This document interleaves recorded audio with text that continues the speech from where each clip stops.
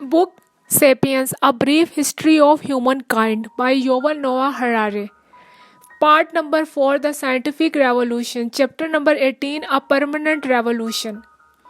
The Industrial Revolution opened up new ways to convert energy and to produce goods, largely liberating humankind from its dependence on the surrounding ecosystem. Humans cut down forests, drained swamps, dammed rivers, flooded plains, laid down tens of thousands of kilometers of railroad tracks, and built skyscraping metropolises. As the world was molded to fit the needs of Homo sapiens, habitats were destroyed and species went extinct. Our once green and blue planet is becoming concrete and plastic shopping center. Today, the Earth's continents are home to almost 7 billion sapiens. If you took all these people and put them on a large set of scales, their combined mass would be about 300 million tons. If you then took all our domesticated farmyard animals, cow, pigs, sheep, and chickens, and placed them on an even larger set of scales, their mass would be amount of about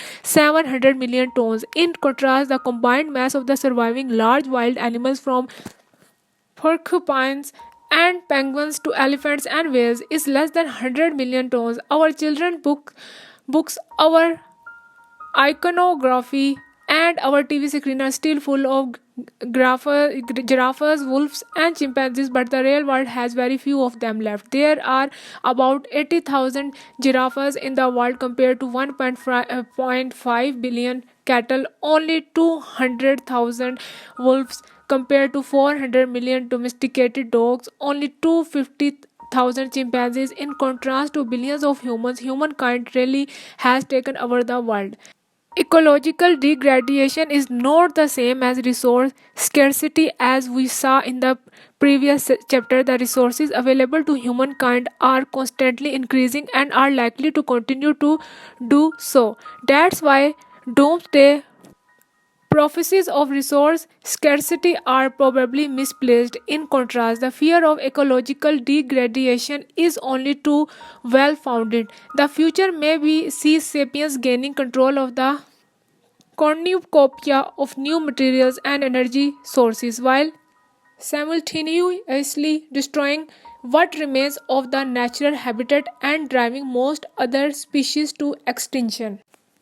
In fact, ecological turmoil might endanger the survival of Homo sapiens itself. Global warming, rising oceans, and widespread pollution could make the earth less hospitable to our kind, and the future might consequently see a spiraling race between human power and human induced natural disaster. A human use their power to counter the forces of nature and subjugate the ecosystem to their needs and whims.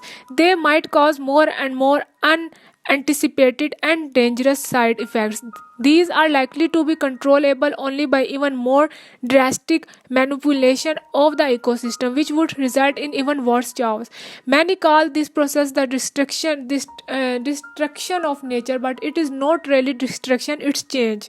Nature cannot be destroyed. 65 million years ago, an asteroid wiped out the dinosaurs, but in so doing opened the way forward for mammals. Today, humankind is driving many species into extinction and might even annihilate itself, but other organisms are doing quite well. Rats and cockroaches, for example, are in their heyday.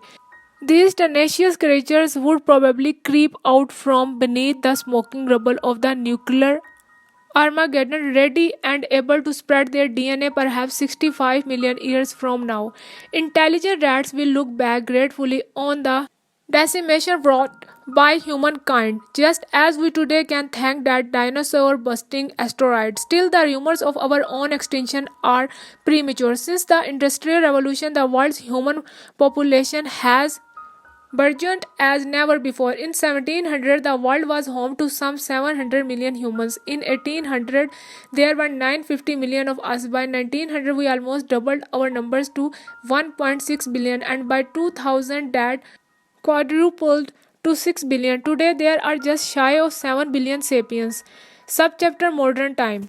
While all these sapiens have grown increasingly impervious to the whims of nature, they have become ever more subject to the dictates of modern industry and government. The Industrial Revolution opened the way to long line of experiment in social engineering and even longer series of unpremeditated changes in daily life and humans' mentality. One example among many is the replacement of the rhythms of our traditional agriculture with the uniform and precise schedule of industry.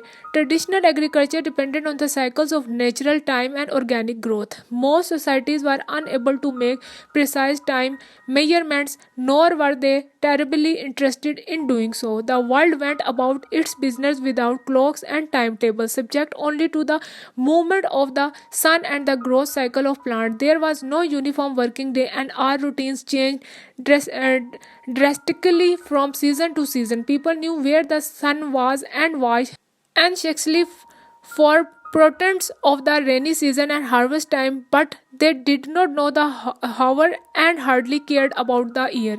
If a lost time traveler popped up in the medieval village and asked a passerby, "What year is this?" the villager would be as bewildered by the question as by the stranger ridiculous clothing. In contrast to medieval peasants and shoemakers, modern industry cares little about the sun or the season.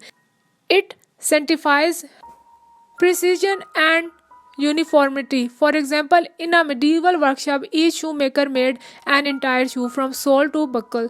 If one shoemaker was late for work, it did not stall the others. However, in a modern footwear factory assembly line, every worker mans a machine that produces just a small part of shoe, which is then passed on to the next machine. If the worker who operates machine number 5 has overslept, it stalls all the other mechanisms. In order to prevent such calamities, everybody must adhere to a precise timetable. Each worker arrives at work at exactly the same time. Everybody takes their lunch break together, whether they are hungry or not. Everybody goes home when a whistle announces that the shift is over, not when they have finished their project. The Industrial Revolution turned the timetable and the assembly line into a template for almost all human activities. Shortly after, factories imposed their time frames on human behavior. Schools too adopted precise timetables, followed by hospitals, government offices, and grocery stores. Even in places devoid of assembly lines and mechanisms, the timetable became king. If the shift at the factory ends at 5 p.m., the local pub had better be open for business by 5 past 2. A crucial link in the spreading timetable system was public transportation. If workers needed to start their shift by 8, the train or bus had to reach the factory gate by 7:55. A few minutes delay would lower production and perhaps even lead to the layoffs of the unfortunate latecomers. In 1784, a carriage service with a published schedule began operating in Britain. Its timetable specified only the hour of departure, not arriving. Back then, each British city and town had its own local time, which could differ from London time by up to half an hour. When it was 12 in London, it was perhaps 12:20 in Liverpool and 11:50 in Canterbury. Since there were no telephones, no radio or television, and no fast train, who could know and who cared? The first commercial train service began operating between Liverpool and Manchester in 1830. 10 years later, the first timetable was issued. The trains were much faster than the old carriages, so the quirky differences in local hours became a severe nuisance. In 1847, British train companies put their heads together and agreed that henceforth all train timetables would be calibrated to Greenwich Observatory time rather than the local times of Liverpool, Manchester, or Glasgow. More and more institutions followed the lead of the train companies. Finally, in 1880, the British government took the unprecedented step of legislating that all timetables in Britain must follow Greenwich. For the first time in the history, a country adopted a national time and obliged its population to live according to an artificial clock rather than local ones or sunrise to sunset cycles.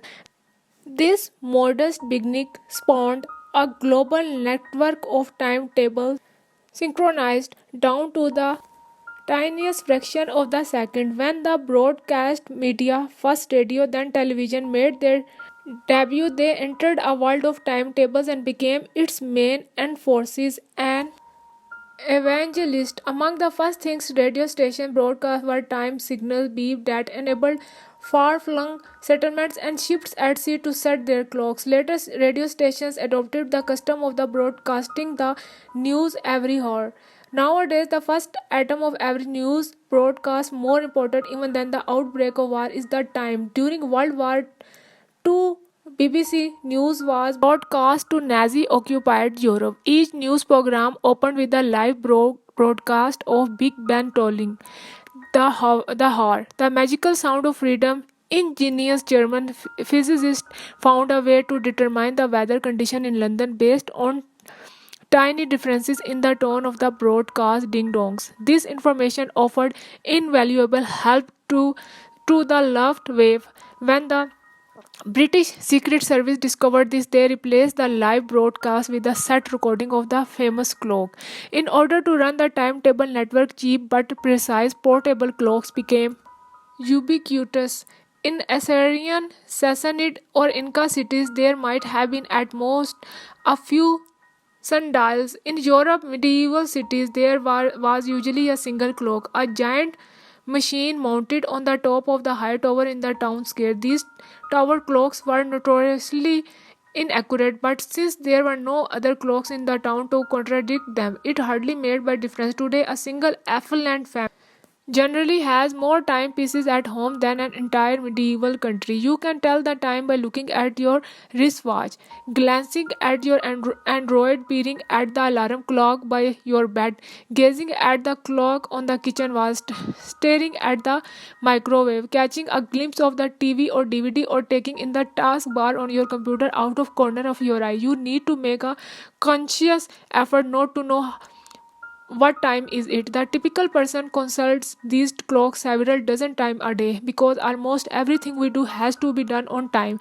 An alarm clock wakes up at 7 a.m. We heat our frozen bagel for exactly 50 seconds in the microwave, brush our teeth for 3 minutes until the electric toothbrush beeps, catch the 7:40 train to work, run on the treadmill at the gym until the beeper announces that half an hour is over, sit down in the front of the TV at 7 p.m. to watch our favorite show, get interrupted at preordained moments by a commercial that cost $1,000 per second, and eventually unload all our angst on a therapist who restrict our prattle to the now standard 50-minute therapy hour.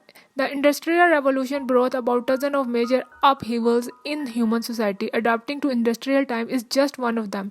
Other notable examples include urbanization, the disappearance of the peasantry, the rise of industrial proletariat, the empowerment of the common person, democratization, youth culture, and the disintegration of patriarchy. Yet all of these upheavals are dwarfed by the most momentous social revolution that ever befell humankind, the collapse of the family and the local community, and their replacement by the state and the market.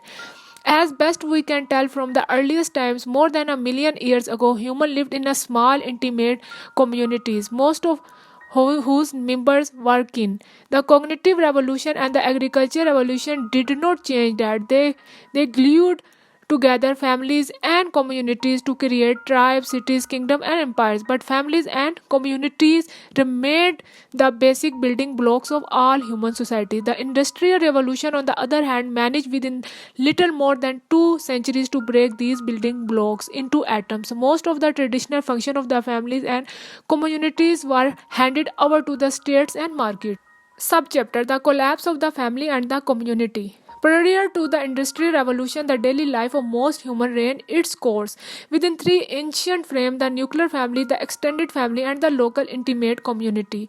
Most people worked in the family business, the family farm, or the family workshop, for example, or they worked in their neighbors' family businesses. The family was also the welfare system, the health system, the education system, the construction industry, the trade union, the pension fund, the insurance company, the radio, the television, the newspaper, the bank, and even the police. When a person fell sick, the family took care of her. When a person grew old, the family supported her, and her children were her pension fund. When a person died, the family took care of the orphans. If a person wanted to build a hut, the family lent a hand. If a person wanted to open a business, the family raised the necessary money. If a person wanted to marry, the family chose or at least waited the prospective spouse. If conflict arose with a neighbor, the family muscled in. But if a person's illness was too grave for the family to manage, or a new business demanded too large an investment, or the neighborhood quarrel escalated to the point of violence, the local community came to the rescue. The community offered help on the basis of local traditions and economy of favors, which often differed greatly from the supply and demand laws of free market in an old-fashioned medieval community. When my neighbor was in need, I helped build his hut and guard his sheep without expecting any payment in return. When I was in need, my neighbor returned the favor. At the same time, the local potentate might have drafted all of us villagers to construct his castle without paying us a penny. In exchange, which we counted on him to defend us against brigands and barbarians. Village life involved many transactions but few payments. There were some markets, of course, but their roles were limited. You could buy rare spices, clothes, and tools and hire the services of lawyers and doctors. Yet, less than 10% of commonly used products and services were both in the market. Most human needs were taken care of the family and the community. There were also kingdoms and empires that performed important tasks such as waging wars, building roads, and constructing palaces. For these purposes, kings raised taxes and occasionally enlisted soldiers and laborers. Yet, with few expectations, they tended to stay out of the daily affairs of families and communities. Even they wanted to intervene, most kings could do so only with difficulty. Traditional agriculture economies had few surpluses with which to feed crowds of government officials, policemen, social worker, teacher, and doctor. Consequently, most rulers did not develop mass welfare system, healthcare systems, or educational system. They left such matter in the hands of families and communities. Even on rare occasions when rulers tried to intervene more intensively in the daily lives of the peasantry, they did so by converting family heads and community elders into a government agents. Often enough transportation and communication difficulties made it so difficult to intervene in the affairs of remote communities that many kingdoms prefer to royal prerogatives such as taxation and violence to communities. The Ottoman Empire, for instance, allowed family traders to mete out justice rather than supporting a large imperial police force. If my cousin killed somebody, the victim's brother might kill me in sanctioned revenge. The Sultan in Istanbul or even the provincial Pasha did not intervene in such clashes as long as violence remained within acceptable limits.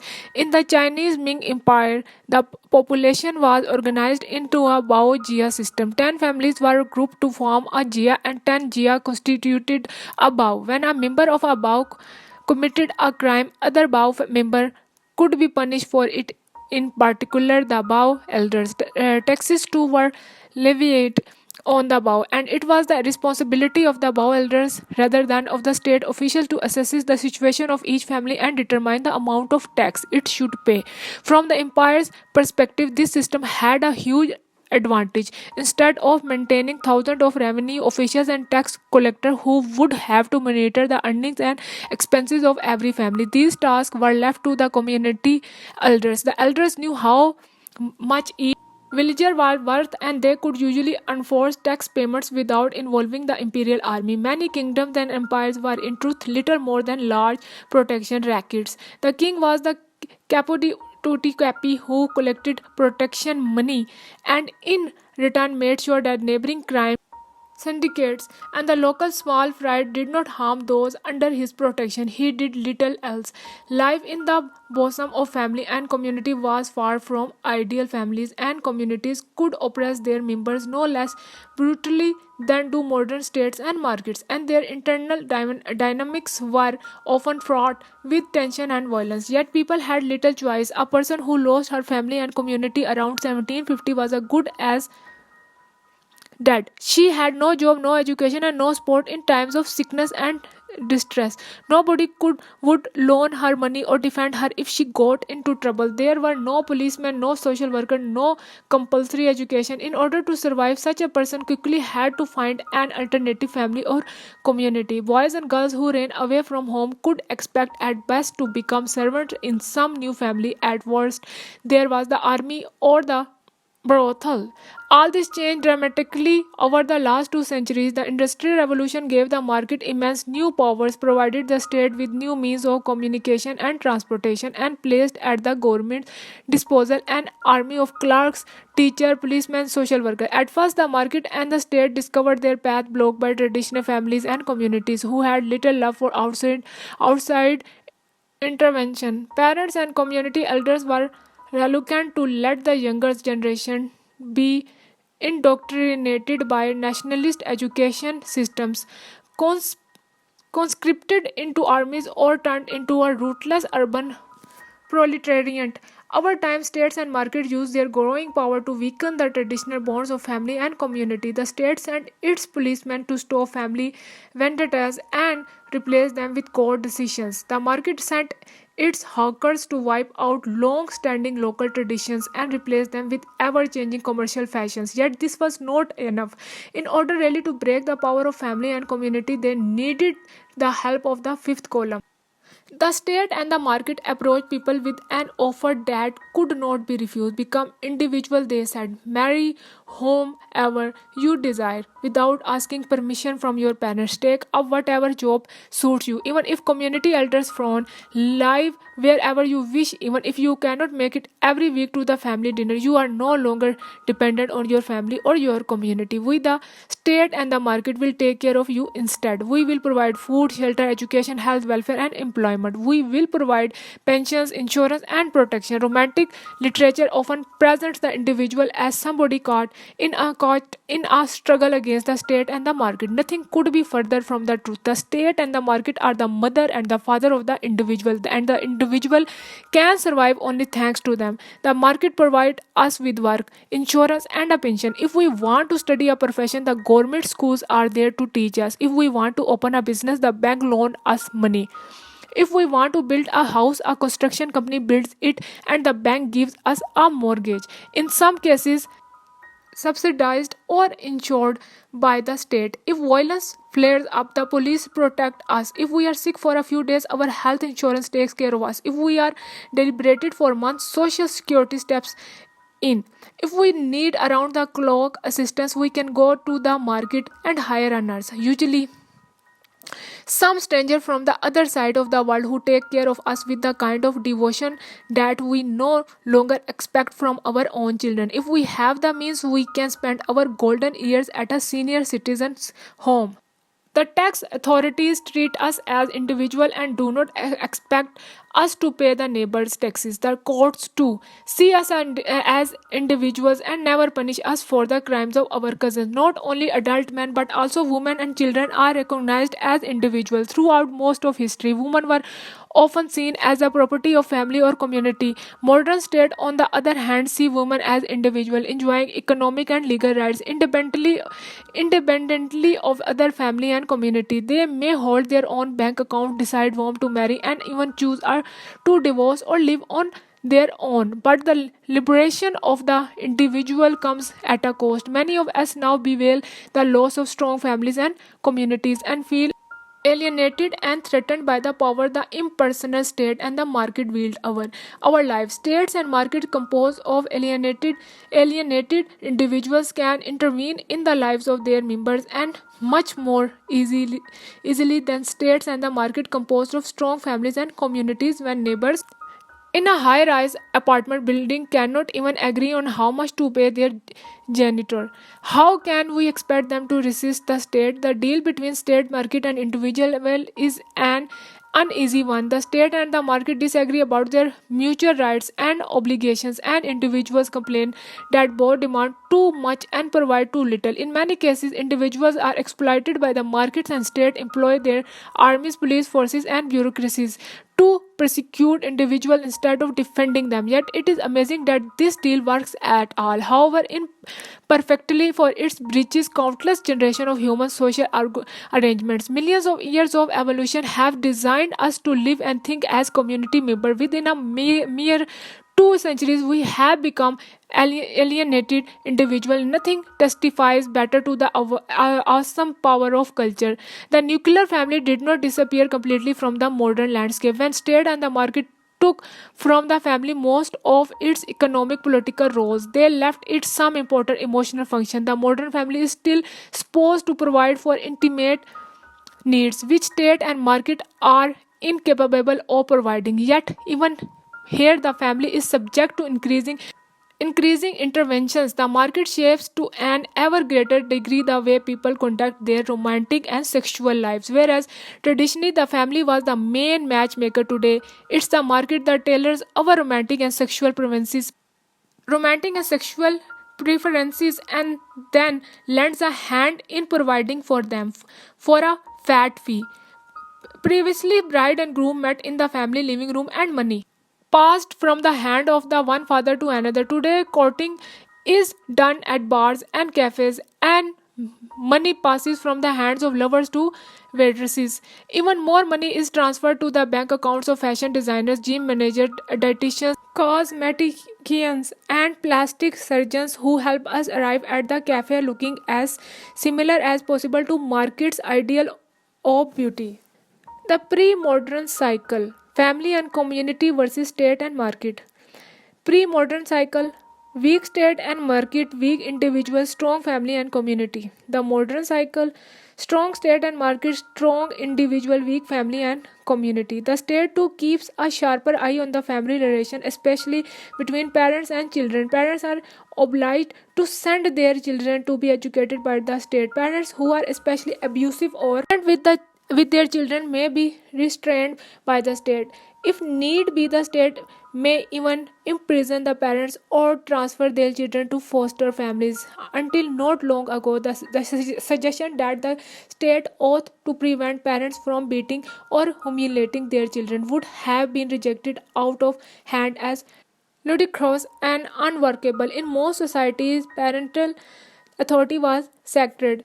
Respect of and obedience to one's parents were among the most hallowed values, and parents could do almost anything they wanted, including killing newborn babies, selling children into slavery, and marrying off daughters to men more than twice their age. Today, parental authority is in full retreat. Youngsters are increasingly excused from obeying their elders, whereas parents are blamed for anything that goes wrong in the life of their child. Mom and dad are about as likely to get off in the Freudian courtroom as were defended in a Stalinist short trial. Subchapter Imagined Communities.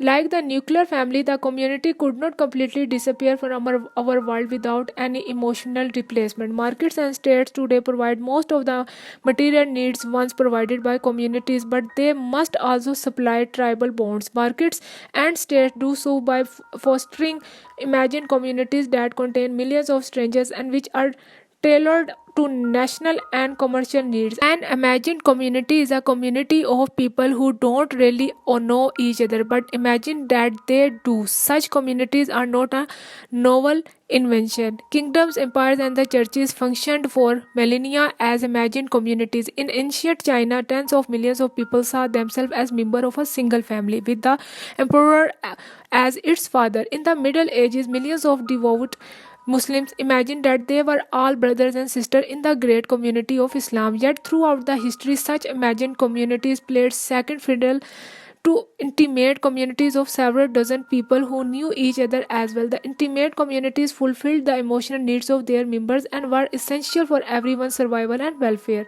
In the last 2 centuries, the intimate communities have withered, leaving imagined communities to fill in the emotional vacuum. The two most important examples for the rise of such imagined communities are the nation and the consumer tribe. The nation is the imagined community of the state. The consumer tribe is the imagined community of the market. Both are imagined communities because it is impossible for all customer in the market or for all member of the nation really to know one another the way villagers knew one another in the past. No German can intimately know the other 80 million member of the German nation or the other 500 million customers inhabiting the European common market. Consumerism and the nationalism work extra hours to make us imagine that millions of strangers belong to the same community as ourselves. That we all have a common past, common interest, and a common future. This is not a lie. It's imagination like money limited liability companies and human rights nations and consumer tribes are subjective realities. They exist only in our collective imagination, yet their power is immense. As long as millions of Germans believe in the existence of the German nation, get excited at the sight of German national symbols, retell German national myths, and are willing to sacrifice money, time, and limbs for the German nation, German will remain one of the strongest power in the world. The nation does its best to hide its imagined character. Most nations argue that they are a natural and eternal entity created in some primordial epoch by mixing the soil of the motherland with the blood of the people. Yet such claims are usually exaggerated. Nations existed in the distant past, but their importance was much smaller than today because the importance of the state was much smaller. A resident of the medieval Nuremberg might have felt some loyalty towards the German nation, but she felt far more loyalty towards her family and local community, which took care of most of her needs. Moreover, whatever importance ancient nations may have had, few of them survived. Most existing nations evolved only after the Industrial Revolution. The Middle East provides ample examples. The Syrian, Lebanese, Jordanian, and Iraqi nations are the product of haphazard borders drawn in the sand by French and British diplomats who ignored local history, geography, and economy. These diplomats determined in 1918 that the people of Kurdistan, Baghdad, and Basra would henceforth the Iraqis. It was primarily the French who decided who would be Syrian and who Lebanese. Saddam Hussein and the Hafiz al Assad tried their best to promote and reinforce their Anglo French manufactured national consciousnesses, but their bombastic speeches about the allegedly eternal Iraqi and Syrian nations had a hollow ring. It goes without saying that nations cannot be created from thin air. Those who worked hard to construct Iraq or Syria made use of real historical, geographical, and cultural raw materials, some of which are centuries and millennia old. Saddam Hussein co opted the heritage of the Abbasid Khalifa and the Babylonian Empire, even calling one of his crack armored units the Hammurabi division. Yet that does not turn the Iraqi nation into an ancient entity. If I bake a cake from flour, oil, and sugar, all of which have been sitting in my pantry for the past 2 months, it does not mean that the cake itself is 2 months old. In recent decades, national communities have been increasingly eclipsed by the tribes of customers who do not know one another intimately but share the same consumption habits and interests and therefore feel part of the same consumer tribe and define themselves as such. This sounds very strange, but we are surrounded by example. Madonna fans, for example, constitute a consumer tribe. They define themselves largely by shopping. They buy Madonna concert tickets, CDs, posters, shirts, and ringtones, and thereby define who they are. United fans, vegetarians, and environmentalists are the other examples. They too are defined above all by what they consume. It is the keystone of their identity. A German vegetarian might well prefer to marry a French vegetarian than a German carnivore. Subchapter Perpetuum mobile. The revolutions of the last 2 centuries have been so swift and radical then that they have changed the most fundamental characteristic of the social order. Traditionally, the social order was hard and rigid. Order implied stability and continuity. Swift social revolutions were exceptional, and most social transformations resulted from the accumulations of numerous small steps. Humans tended to assume that the social structure was inflexible and eternal. Families and communities might struggle to change their place in the order. But the idea that you could change the fundamental structure of the order was alien. People tended to reconcile themselves to status quo. declaring that this is how it always was and this is how it always will be. Over the last 2 centuries, the pace of change became so quick that the social order acquired a dynamic and malleable nature. It now exists in a state of permanent flux. When we speak of modern revolution, we tend to think of 1789. The French Revolution, 1848, the Liberal Revolution, or 1917, the Russian Revolution. But the fact is that these days every year is revolutionary. Today, even a 30-year-old can honestly tell disbelieving teenagers. When I was young, the world was completely different. The internet, for example, came into a wide usage only in the early 90s, hardly 20 years ago. Today, we cannot imagine the world without it. Hence, any attempt to define the characteristics of the modern society is akin to defining the color chameleon. The only characteristic of the which we can be certain is the incessant change. People have become used to this, and most of us think about the social order as something flexible which we can engineer and improve at will. The main promise of pre-modern ruler was to safeguard the traditional order or even to go back to some lost golden age. In the last 2 centuries, the currency of the politics is that it promises to destroy the old world and build a better one in the place. Not even the most conservative of political parties moves merely to keep things as they are. Everybody promises social reform, educational reform, economic reform, and they often fulfill those promises. Just as geologists expect that movement will result in earthquake and volcanic eruptions, so might we expect that drastic social movement will result in bloody outbursts of violence. The political history of the 19th and 20th century is often told as a series of deadly wars, holocausts, and revolutions. Like a child in new boots leaping from a puddle to puddle, this view sees history as leapfrogging from one bath to next, from World War One to World War Two, or the Cold War, from the Armenian genocide to the Jewish genocide to the Rwandan genocide, from the Robespierre to Lenin to Hitler. There is truth here, but this all too familiar list of calamities is somewhat misleading. We focus too much on puddles and forget about the dry land separating them. The late modern era has seen unprecedented levels not only of violence and horror but also of peace and tranquility. Charles Dickens wrote of the French Revolution that it was the best of time, it was the worst of time. This may to be not true only of the French Revolution but of the entire era it heralded. It is especially true of the 7 decades that have elapsed since the end of the World War II. During this period, humankind has for the first time faced the possibility of complete self annihilation and has experienced a fair number of actual wars and genocides. Yet these decades were also the most peaceful era in human history, and by a wide margin. This is surprising because these very same decades experienced more economic, social, and political change than any previous era. The tectonic plates of history are moving at a frantic pace.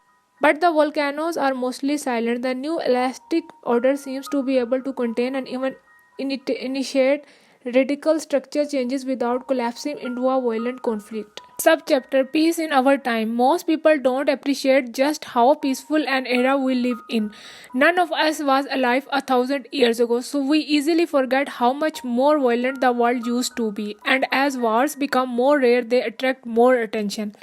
Many more people think about the wars raging today in Afghanistan and Iraq than about the peace in which most Brazilians and Indians live. Even more importantly, it's easier to relate to the suffering of individuals than of the entire population. However, in the order to understand macro historical processes, we need to examine mass statistics rather than individual stories. In the year 2000, wars caused the deaths of 3,10,000 individuals, and violent crime killed another 5,20,000. Each and every victim is a world destroyed, a family ruined, friends and relatives scared for life. Yet, from a macro perspective, these lakh and 30,000 victims comprised only 1.5% of the 56 million people who died in 2000. That year, 1.26 million people died in car accidents, and 8 lakh and 15,000 people committed suicide. The figures for 2002 are even more surprising. Out of 57 million dead, only 1 lakh and 72,000 people died in a war, and 5 lakh and 69,000 died of violent crime. In contrast, 8 lakh and 73,000 people committed suicide. It turns out that in the year following the 9/11 attacks, despite all the talk of terrorism and war, the average person was more likely to kill himself than to be killed by a terrorist, a soldier, or a drug dealer. In most part of the world, people go to sleep without fearing that in the middle of the night a neighboring tribe might surround their village and slaughter everyone. Well-off British subjects travel daily from Nottingham to England through Sherwood Forest without fear that a gang of merry green clad brigands will ambush them and take their money to give to the poor. Students broke no cannons from their teachers. Children need not fear that they will be sold into a slavery when their parents can't pay their bills, and women know that the law forbids their husband from beating them and forcing them to stay at home. Increasingly around the world, these expectations are fulfilled. The decline of violence is due largely to the rise of the state. Throughout the history, most violence resulted from a local feuds between families and communities. As we have seen, early farmers who knew no political organization larger than the local community suffered rampant violence. As kingdoms and the empires became stronger, they reigned in communities and the level of violence decreased. In the decentralized kingdom of the medieval Europe, about 20 to 40 people were murdered each year for every 100,000 inhabitants. In recent decades, when states and markets have become all powerful and communities have vanished, violence rates have dropped even further. Today, the global average is only 9 murders a year per 1 lakh people, and the most of these murders take place in weak states such as Somalia and Colombia. In the centralized state of Europe, the average is 1 murder to a year per 100,000 people. There are certainly cases where states use their power to kill their own citizens, and these often loom large in our memories and fears. During the 20th century, tens of millions of the, if not hundreds of millions of people were killed by the security forces of their own states. Still, from a macro perspective, state-run courts and police forces have probably increased the level of security worldwide. Even in oppressive dictatorship, the average modern person is far less likely to die at the hands of another person than in pre-modern societies. In 1964, a military dictatorship was established in Brazil. It ruled the country until 1985. During these 20 years, several thousand Brazilians were murdered by the regime. Thousands more were imprisoned and tortured. Yet, even in the worst year, the average Brazilian in Rio de Janeiro was far less likely to die at human hands than the average Guarani. Aravit or Yanomamo, the Guarani, the Araviti, and the Yanomamo are indigenous people who live in the depth of the Amazon forest without army, police, or prisons. Anthropological studies have indicated that between a quarter and a half of their menfolk die sooner or later in violent conflicts, our property, women, or prestige. Subchapter Imperial Retirement. It is perhaps debatable whether violence within states has decreased or increased since 1945. What nobody can deny is that international violence has dropped to an all-time low. Perhaps the most obvious example is the collapse of the European empires. Throughout history, empires have crushed rebellions with an iron fist, and when its day came, a sinking empire used all its might to save itself, usually collapsing into a bloodbath. Its final demise generally led to anarchy and wars of succession.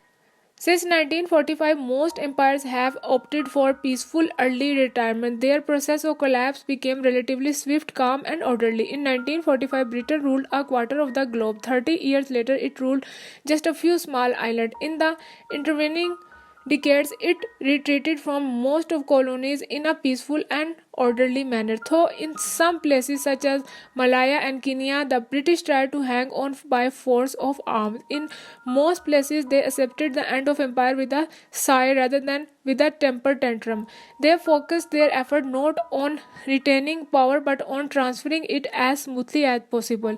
At least some of the praise usually heaped on Mahatma Gandhi for his non-violent creed is actually owed to the British Empire. Despite many years of bitter and often violent struggle, when the end of the Raj came, the Indians did not have to fight the British in the streets of Delhi and Calcutta. The empire's place was taken by a slew of independent states, most of which have since enjoyed stable borders and have for the most part lived peacefully alongside their neighbors.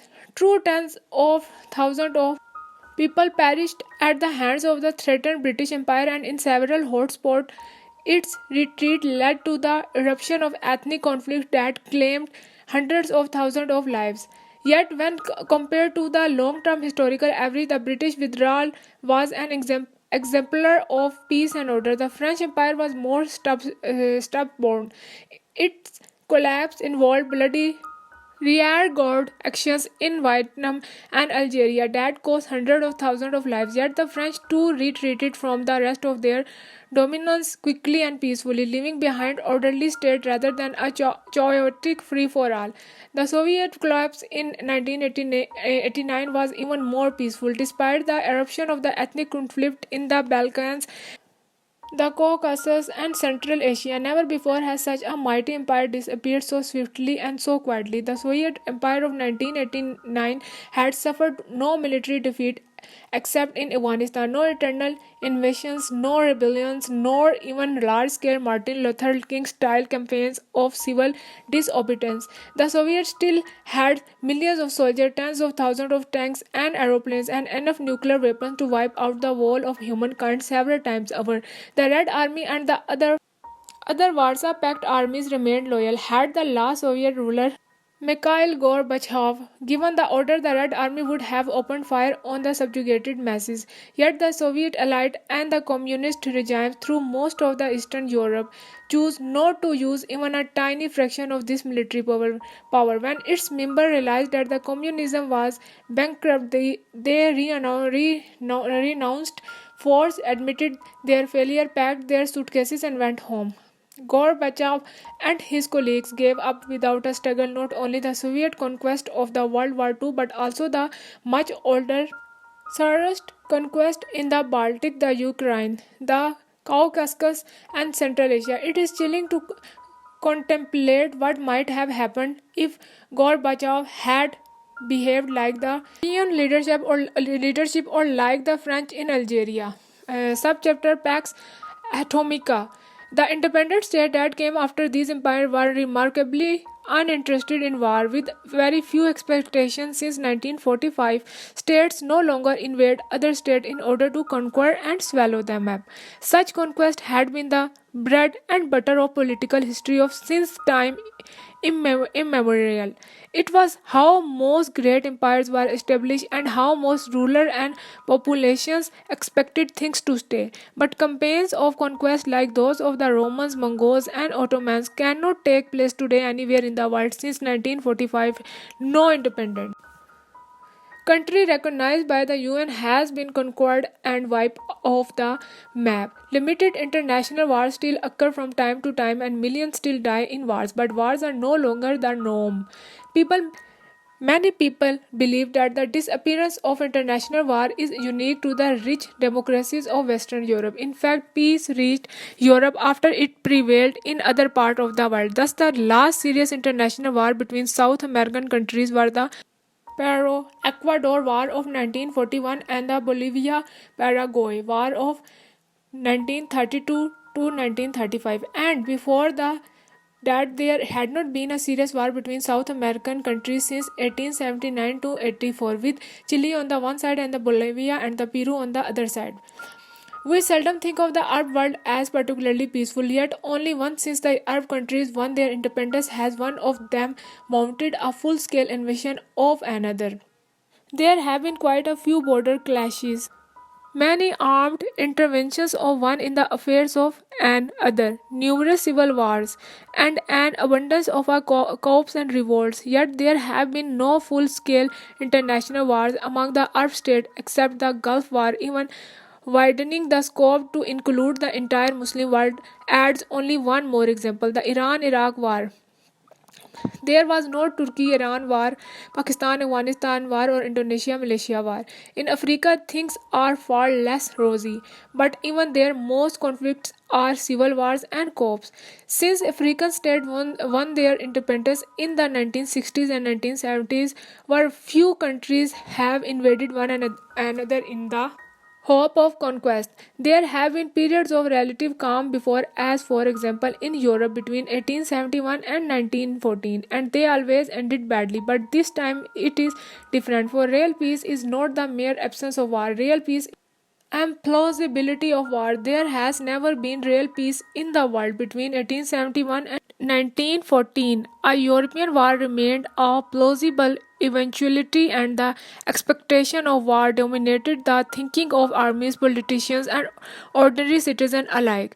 This foreboding was true for all other peaceful period in history. An iron law of international politics decreed for every two near polities there is a plausible scenario that will cause them to go to war against one another within the 1 year. This law of jungle was in force in late 19th century Europe, in medieval Europe, in ancient China, and in classical Greece. If Sparta and Athens were at peace in 450 BC, there was a plausible scenario that they would be at war by 449 BC. Today, humankind has broken the law of the jungle. There is a last real peace and not just absence of war. For most polities, there is no plausible scenario leading to full-scale conflict within 1 year. What could lead to war between Germany and France next year, or between China and Japan, or between Brazil and Argentina?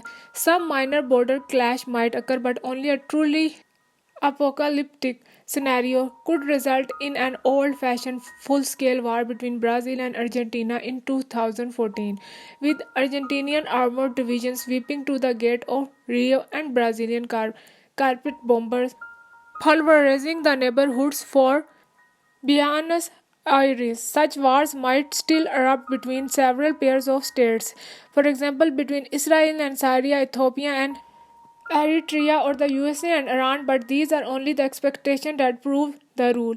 This situation might, of course, change in the future, and with hindsight, the world of today might seem incredibly naive. Yet, from a historical perspective, our very native is fascinating. Never before has peace been so prevalent the people could not even imagine war. Scholars have sought to explain this happy development in more books and articles than you would ever want to read yourself, and they have identified several contributing factors. First and foremost, the price of war has gone up dramatically. The Nobel Peace Prize to end all peace prizes should have been given to Robert Oppenheimer and his fellow architects of the atomic bomb. Nuclear weapons have turned war between superpowers into collective suicide and made it impossible to seek world domination by the force of arms. Secondly, while the price of war soared, its profit declined. For most of history, polities could enrich themselves by looting or annexing enemy territories. Most wealth consisted of field, cattle, slaves, and gold, so it was easy to loot it or occupy it. Today, wealth consists mainly of human capital, technical know how, and complex socio-economic structures such as banks.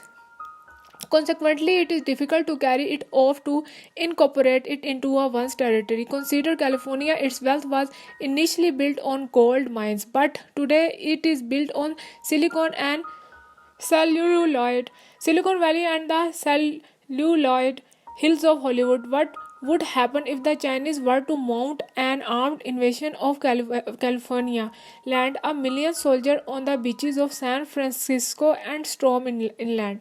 They would gain little. There are no silicon mines in Silicon Valley. The wealth resides in the minds of Google engineers and Hollywood script directors, and special effect wizards who would be on the first plane to Bangalore or Mumbai long before the Chinese tank rolled into Sunset Boulevard. It is not coincidental that the few full-scale international wars that still take place in the world, such as Iraqi invasion of Kuwait, occur in places where wealth is old-fashioned material wealth. The Kuwaiti sheikhs could flee abroad, but the oil fields stayed put and were occupied. While war became less profitable, peace became more lucrative than ever. In traditional agriculture economies, long distance trade and the foreign investment were sideshow.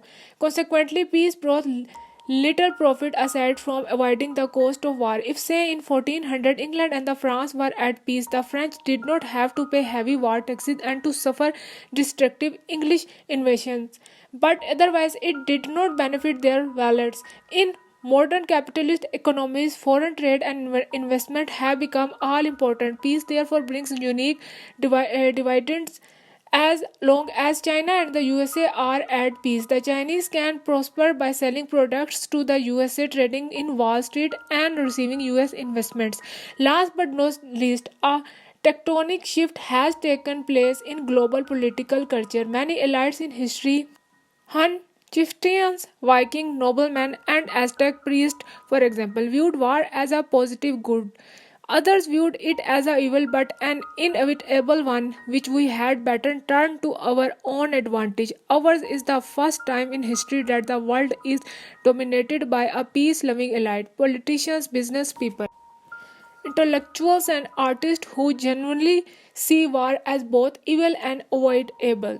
There is a positive feedback loop between all these four factors. The threat of nuclear holocaust stirs pacifism. When pacifism spreads, war recedes and trade flourishes, and trade increases both the profit of peace and cost of war. Over time, this feedback loop creates another obstacle to war, which may ultimately prove the most important of all. The tightening web of international connection erodes the independence of most countries, lessening the chance that any of them might single-handedly let slip the dogs of war. Most countries no longer engage in full-scale war for the simple reason that they are no longer independent. Though citizens in Israel, Italy, Mexico, or Thailand may harbor illusions of independence, the fact is that their government cannot conduct independent economic or foreign policies, and they are certainly incapable of initiating and conducting all full-scale war on their own. As explained in chapter 11, we are witnessing the formation of global empire. Like previous empires, this one too enforces peace within its border. And since its border cover the entire globe, the world empire effectively enforces world peace. So is the modern era one of the mindless slaughter, war, and oppression typified by the trenches of World War One, the nuclear mushroom cloud over Hiroshima, and the gory manias of Hitler and Stalin? Or is it an era of peace epitomized by the trenches never dug in South America, the mushrooms cloud that never appeared over Moscow and New York, and the serene visages of Mahatma Gandhi and Martin Luther King? The answer is a matter of timing. It is sobering to realize how often our view of the past is distorted by events of the last few years. If this chapter had been written in 1945 or 1962, it would probably have been much more glum. Since it was written in 2014, it takes a relatively buoyant approach to modern history. To satisfy both optimist and pessimist, we may conclude by saying that we are on the threshold of both heaven and hell, moving nervously between the gateway of the one and the anteroom of the other. History has still not decided where we will end up, and a string of coincidences might yet send us rolling in either direction.